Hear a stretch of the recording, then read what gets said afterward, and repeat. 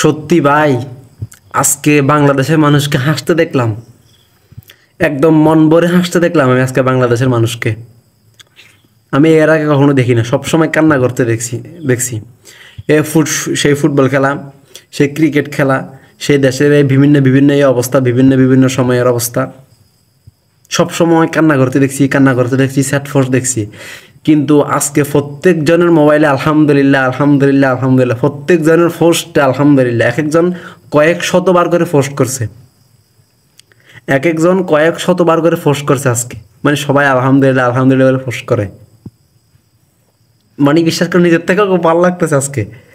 মানে কি বলবো আমি আর, মানুষ, বাংলাদেশের মানুষ কি করতে না পারে, মানে তারা সব কিছু পারে, এভরিথিং এভরিথিং। আমি মানে আমি খুশিতে আত্মহারা হয়ে গেছি ভাই, কি দেখলাম আমি এটা।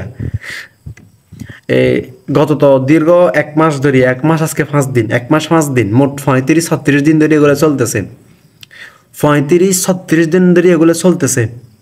কোটা আন্দোলন নিয়ে, প্রথমত কোটা আন্দোলন নিয়ে চলছিল, এরপরও তো বিভিন্ন বিভিন্ন দফা আসছে, যে দাবি আসছে, যে আমরা এগুলো করার জন্য বাধ্য হয়েছি। তো যতদিন আমার সাথে কোনো মানুষের কথা হইতো, সবাই বলতেছে কিছু হবে না, এগুলো করে কিছু হবে না, সবাই বলছে। আমি বলতেছি যে না, হবে কিছু একটা, এবার কিছু একটা হবে, এবার কিছু একটা হবে, কিন্তু আমার কথা কেউ বিশ্বাস যায় নাই। সবাই বলতেছে যে কি, আর না কিছু হবে না, কিছু হবে না, এরকমই। তো আজকে আমি ঠিক তাদেরকে বলছি, আপনারা বলছেন কিছু হবে না, দেখেন আজকে হয়েছে। আজকে সে আসল যেটা হওয়ার দরকার ছিল 10-20 মানে 5-6 বছর আগ থেকে, মানে সবার পরিকল্পনা একটা ছিল যে কি, এই সরকার পদত্যাগ চাই আমরা। কিন্তু সবাই কইলে তো আর হয়ে যায় না। কিন্তু এক কোটার উসিলাই কোটা ধরেই পদত্যাগ হয়ে গেছে। সে হইতো না পদত্যাগ, আমরা তাদেরকে রাখতাম, সে আমাদের সরকার, সে আমাদের গর্বের কারণ ছিল। কিন্তু সে বেশি অতি চালাকের গলায় ধরেছিল না, একটা কথা আছে না, ওইটার কারণে সে আজকে ধরা খাইছে। এমনভাবে ধরা খাইছে, এমনভাবে ফালাইতে হয়েছে, সে ফিসের দরজা দিয়ে, হেলিকপ্টার দিয়ে ফালাইছে। দাঁড়ানোর সুযোগ পাই নাই তো সে। আপনি যদি অনলাইন ইউজ করে দেখেন, আপনি দেখবেন দাঁড়ানোর সুযোগ পাই নাই সে, দৌড়ে ফেলাইছে। তার গণভবন তো ধ্বংস, একেবারে শেষ।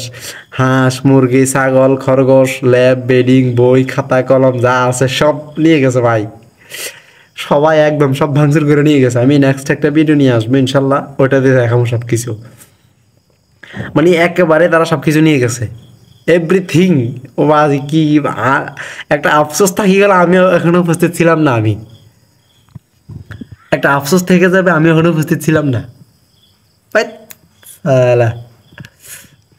যাই হোক, আজকে বাংলাদেশের মানুষকে হাসতে দেখছি, সবসময় কান্না করতে দেখছি।